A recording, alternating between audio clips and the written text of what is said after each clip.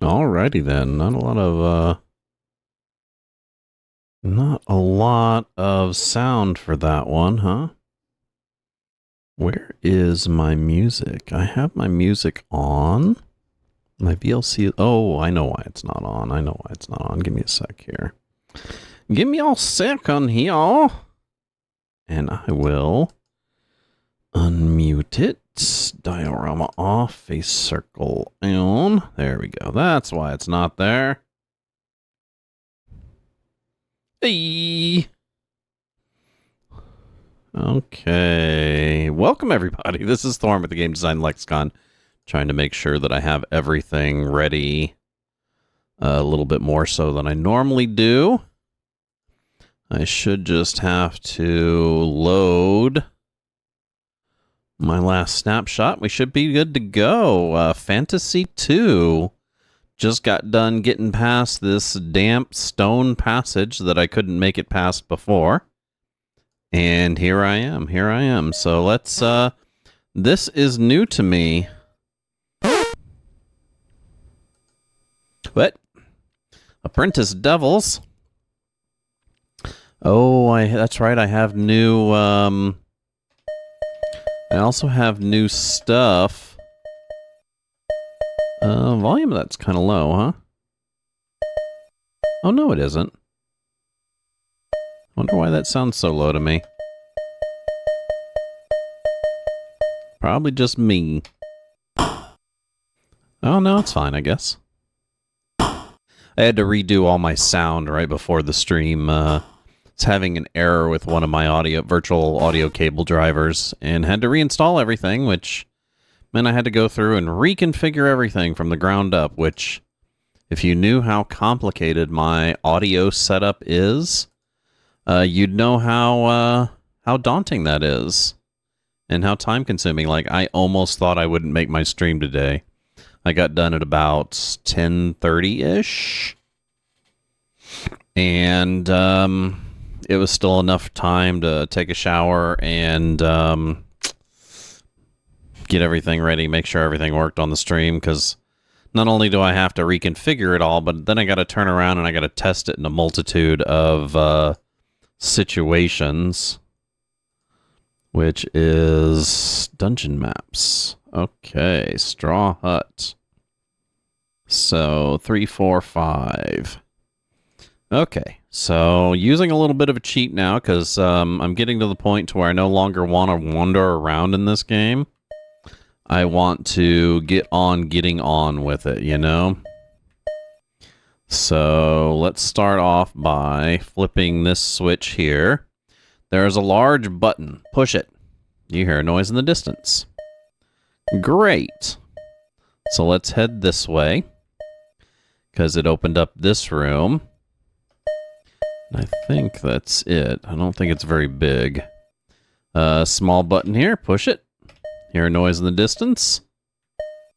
I love it that it's this game's way of telling you, hey, you just did something.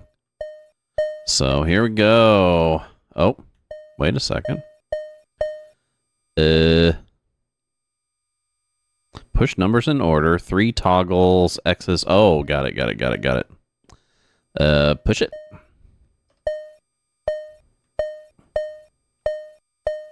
Do I got... Oh, what the hell? Okay, now I'm confused. Oh, there we go. Now we got this one. That's actually kind of weird. Supposedly... Excuse me? Oh, you. Just you. Not worried about you.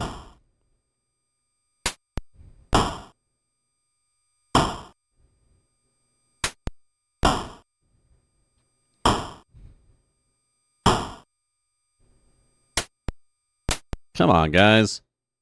Before he breathes would be nice. No?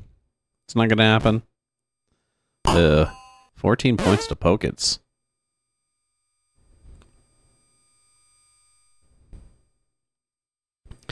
Okay, so... that's just an encounter there. Now, this should continue in this direction, but... is closed. So... makes me wonder what this one actually did. Oh, so that's closed again. Oh, got it. Got it. So that shifts around. It doesn't open these. It shifts it. So now this one's open, but the top one ain't. Makes sense. Now let's push this one. Push it.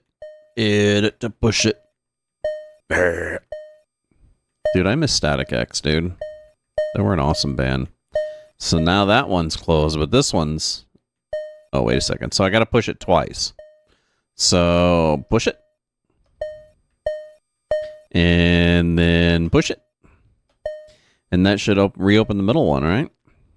It just rotates around in the 3 positions. And now this one should be open. Hey! Excuse you.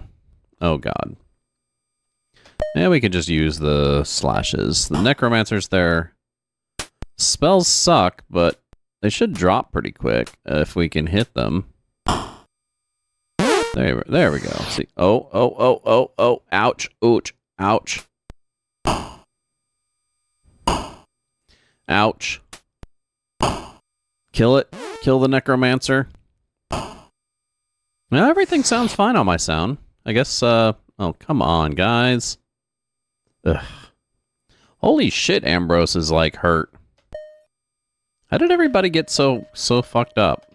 I don't remember fighting that much combat since I've been in here. But then again, that was last week, so... I'll tell you what. I should probably go rest after this. But then again, I probably will, right? So... Necromancer dead. Yeah, no. Take all the treasure. So we got one more encounter. Let's do some healing real quick. How are we on mana? Yeah, we're doing okay. So let's have Ambrose cast a healing 4 on himself, or a healing 3. Yeah, let's do that. Ambrose, healing 3 on Ambrose. Now what do we look like here? Yeah, see, I should have did a 4.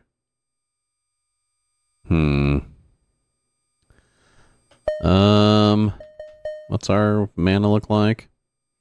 So let's have Thalen do a healing 2 on Wizzy.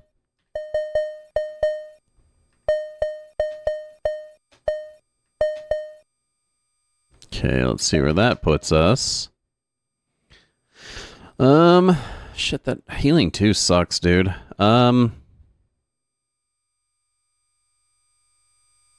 guess I probably want to go for the lowest guys. So let's do healing 3s on Thalen and Pokets.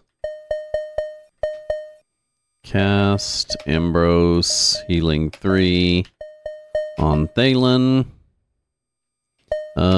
Cast Thalen, healing 3 on Pokets. And here's like all of our mana, dude. Yeah, we got enough for an emergency now. And Wizzy's still kind of mana'd up, so I think we got an encounter right over here, too. Bonk. How did I know that? This map's pretty accurate. So let's start off by...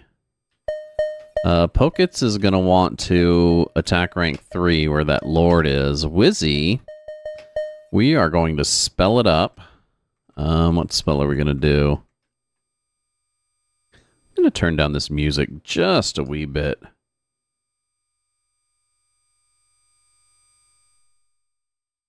Down to about there.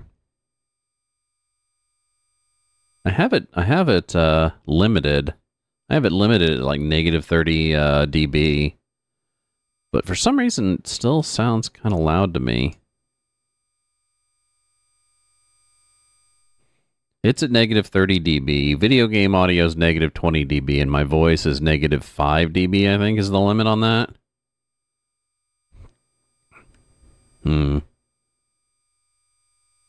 Nah, sounds fine. What the fuck? Probably just volume's probably too high in my ears. There we go. That's a little better.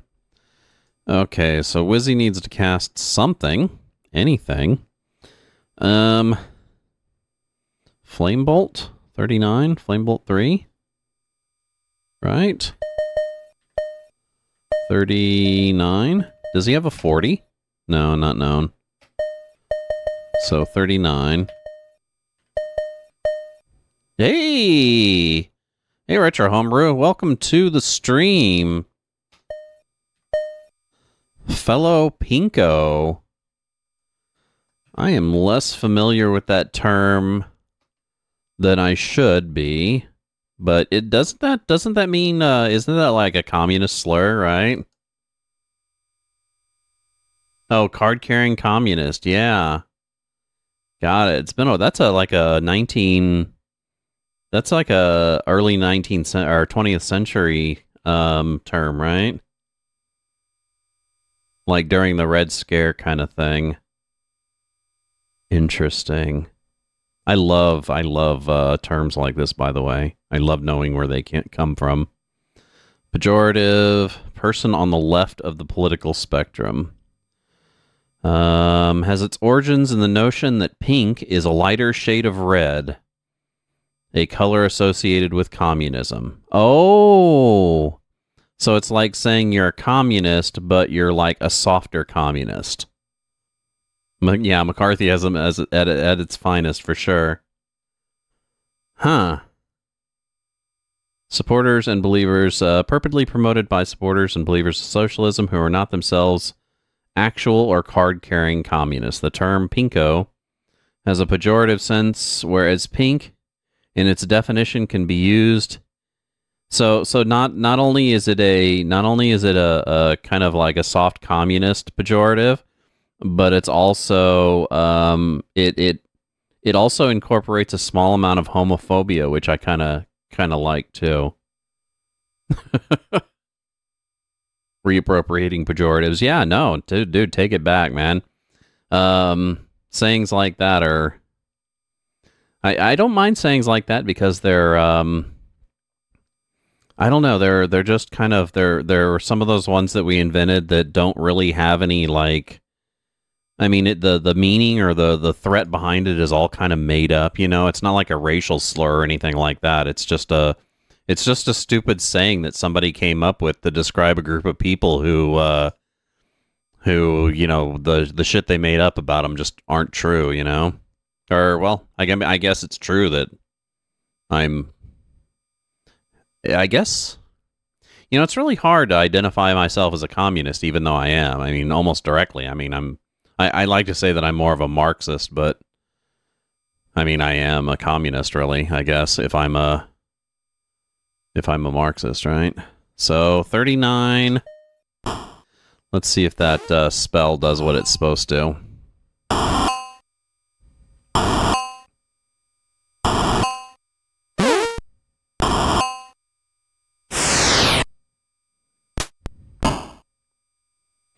Well, yeah, I mean...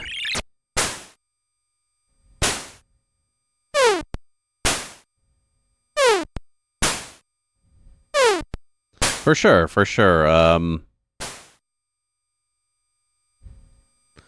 Little bit of democracy for sure.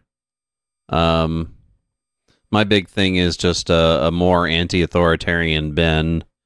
I tend to have more in common with somebody who's actually a true libertarian than a true communist, because most communists that you think about are typically like tanky type communists, ones that are like a high bent authoritarians.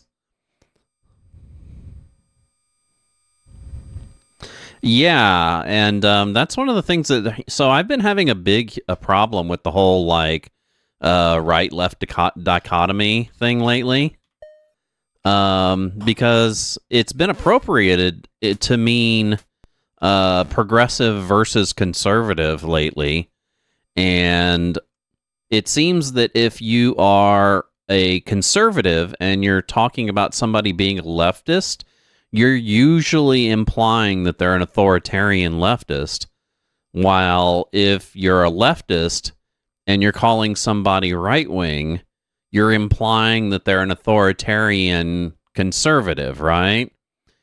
And both of those are extremely wrong, right? It sort of. Right and left wing don't denominate conservative or progressive. It's all about authoritarianism versus libertarianism. A right-wing person is the person that was sitting on the right side of the aisle during the right before the French Revolution, who were advocating for autocracy and authoritarianism and oligarchy. They wanted the power to be concentrated in a small amount of people rather than have the liberty spread throughout a large amount of people, right? While the left-hand side was just the opposite.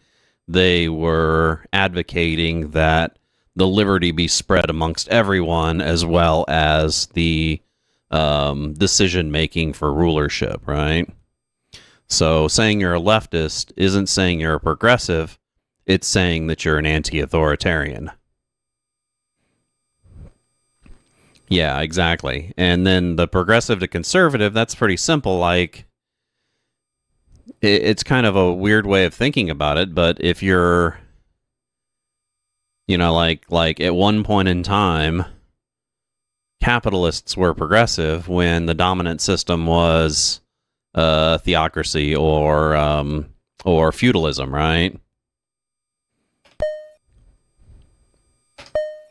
But now, since capitalism is the predominant economic mode, then progressives are typically known as socialists or Marxists, right?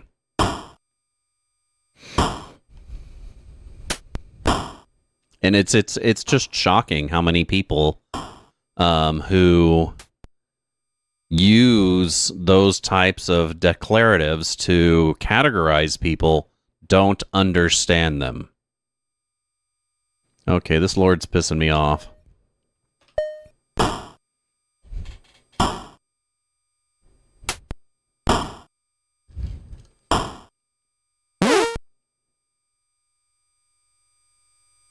Yeah, most people don't understand that I have more in common with a libertarian, or at least a true libertarian, than I do with a typical communist, right?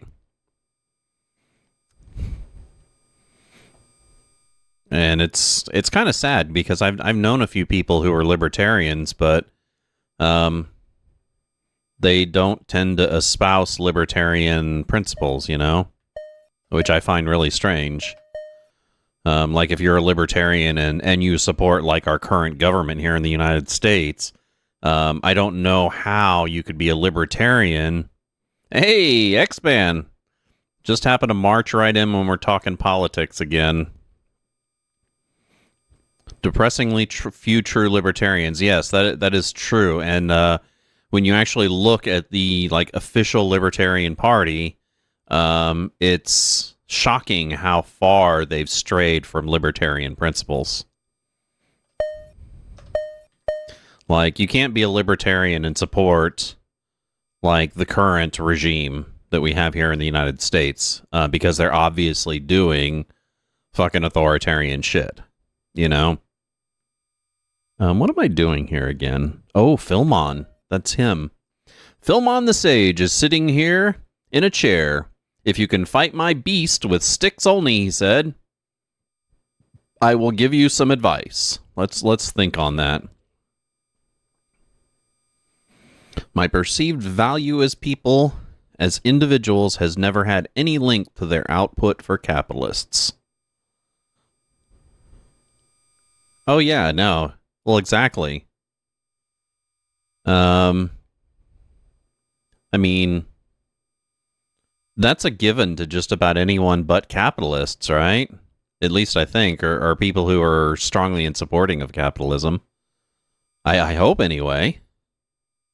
When you're in a society, you're basically choosing to take all the supports that society has as a benefit, as well as all the responsibilities that it takes of being in a society, which makes you, no matter who you are, just as valuable as any other person, right? I'd hope so anyway. I'd hope so. So, I mean, saying that somebody's not valuable because they can't generate labor is, I mean, that's just eugenicists, right? That's like eugenicists in a nutshell. Okay, I'm going to save my game here.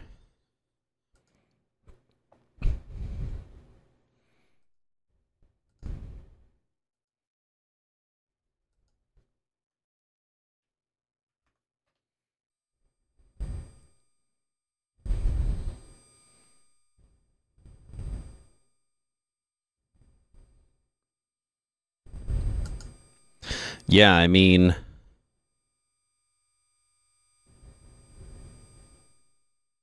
and yeah, you never really understand that until you find yourself in the same situation, right? Um,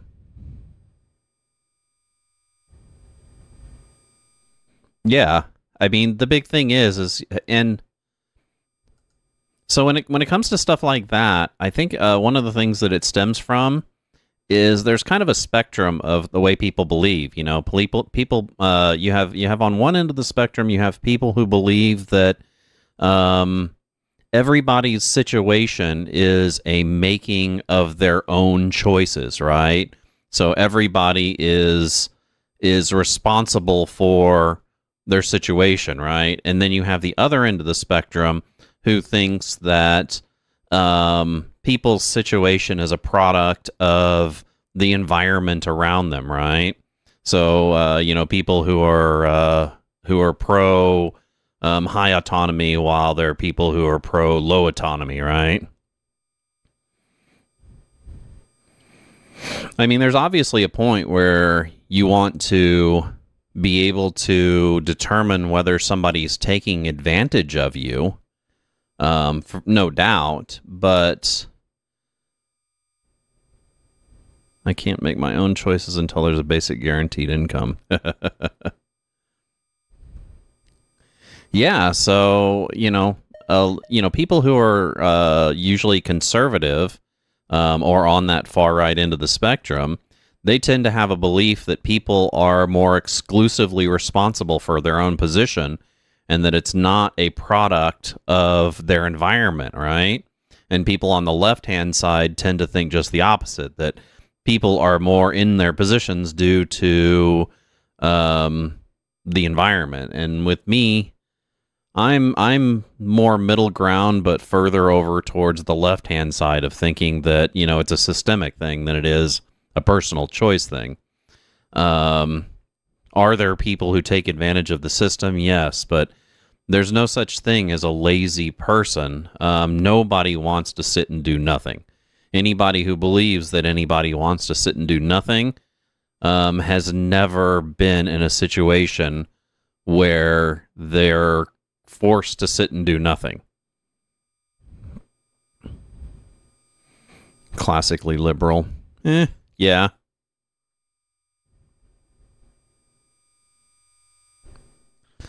Okay, what is so to remove the curse of Nicodemus, you must destroy the orb upon which the curse is cast. The orb has been taken into the netherworld by the imps, so you must go there. Okay. He continues, I have sent the halfling Pedalor and the gnome Peltzer into the netherworld with no luck, so be careful. If you find the orb, then perhaps the princess can help you destroy it, if she is still alive. So that's where the thing with the princess comes from.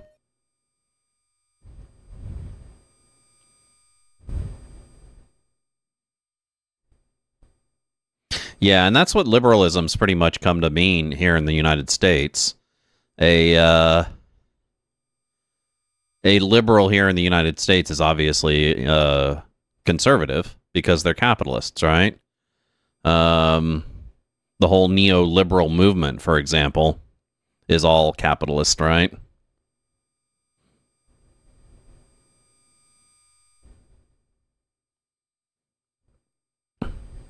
Yeah, and it's very short-sighted to put to put it on either end of the spectrum. I mean, both need to be taken into consideration, both environment and individual choices. So, because there will always be a chance that somebody's going to take advantage of the system, but when you look at it statistically, it's the outlier. Most people want to do something. Most people want to feel productive. Most people want to feel like they're benefiting the world around them. Most people want to feel like they're improving their own position. The bulk of people are going to want to feel that way, and there are going to be very few, like I said, outliers who literally leech off of that system.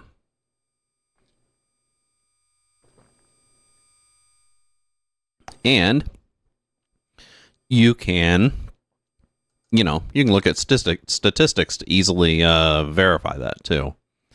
He concludes, the Book of Beasts, a good example is social services. Look at social services. Look at how much social services are abused or defrauded, and it is a small percentage to the amount that actually use them legitimately. And it's actually a really good example of whether or not how you feel, whether or not someone is responsible for their own position, because people who tend to be far off in that direction end up thinking that the people who use those services are taking advantage of them just by using them and not by exploiting them. Of course, they'll use the exploitation or the defrauding as an excuse not to have them, but when it comes to those systems themselves, they feel like it's taking their effort, their profit, and giving it to somebody less deserving. Which is, I don't know, in most cases patently untrue, He concludes, the Book of Beasts may be helpful to you on your mission. Before you go seeking the orb, you must prove your worthiness by fighting with only wooden sticks. What? By the way, he adds, I hope you don't blow this mission the way you did on Gelnor. What? Who the fuck is this guy? Oh, God. And I'm all wounded and shit. I knew this was going to happen. King Cobra. Okay, well, let's spell it up again. Do that 39. Oh, not enough magic. I guess I've been casting too much. What do I have? Shit, let's just, I guess attack it up, huh? I know I should be able to take out these ants and bees, no problem.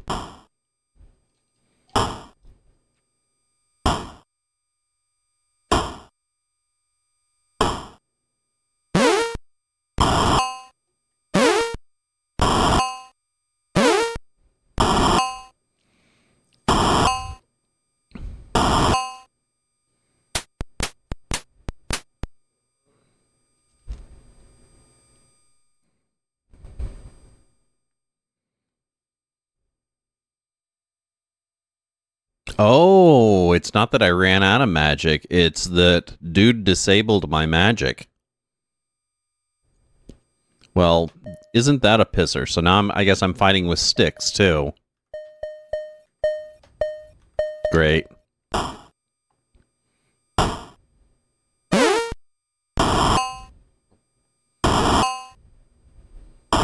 Which is why my damage output is garbage, I guess.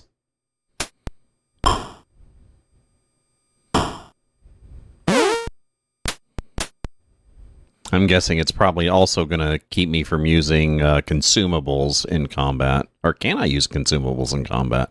I don't think I can, now that I think about it. Dude, I'll be so glad when this game is done with, and I'm on to the third one. How far do we got? I think we're... So I think this dungeon right here pretty much marks the halfway point. After this, I have the Orb Dungeon. Pluto's Summer Castle, Pluto's Smallest Castle, and Pluto's Menagerie. So it looks like there's only 8 dungeons in the entire game, which is kind of sad. Anyway, this is the Arm of the Game Design Lexicon. We're currently playing Phantasie II for the Commodore 64. Wonderful mid-80s CRPG from Strategic Simulations. If you like our content here, give us a follow down below, where we do stream currently Wednesday, Thursday, Friday, noon p.m. till 4 p.m. Central Standard Time. That's GMT minus 6. Or you can hit us up over on YouTube to watch some of our older content. You can hit the subscribe and the alert button to know when we're coming out with new videos, which is pretty much every day. Or you can catch us on any of our other social media platforms, which we frequent regularly. Like I said, I'm gonna take a short music break, and I will be right back with some more fantasy.